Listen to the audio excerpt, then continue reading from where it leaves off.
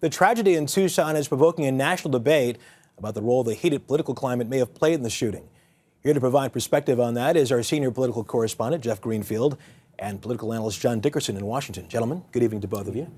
We're going to begin with something that Sheriff Clarence Dupnick said yesterday about the overall partisan atmosphere in this country. Take a listen. Vitriol that comes out of certain mouths about tearing down the government,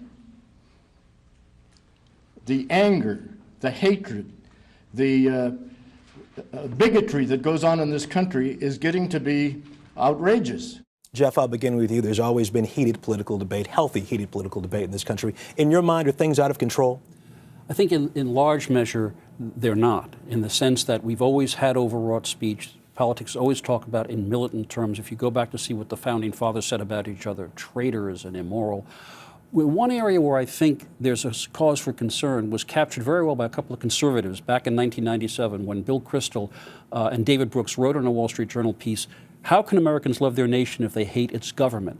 And what I think ought to be concerning people is if you describe the government simply as incompetent, corrupt, too big, that's one thing. You're going to replace them with other leaders, like what happened in November. If you describe the government as tyrannical, as equivalent to the Nazis or the Soviet Union, that suggests that almost any means is legitimate to fight it. We saw that in the late 60s when some intellectuals embraced a revolutionary rhetoric that suggested that things like bombs and violence were the way to go.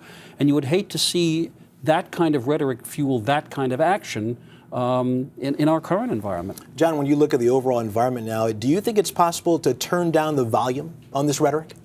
It seems awfully difficult because the conversation about this shooting already fits the pattern of all the heated rhetoric that preceded it. So you have liberals pointing immediately to conservatives and saying, your harsh rhetoric led to this kind of business, and conservatives firing back, feeling like they've been pushed into a corner, saying, just because I don't like the size of government doesn't link me to a crazy shooter.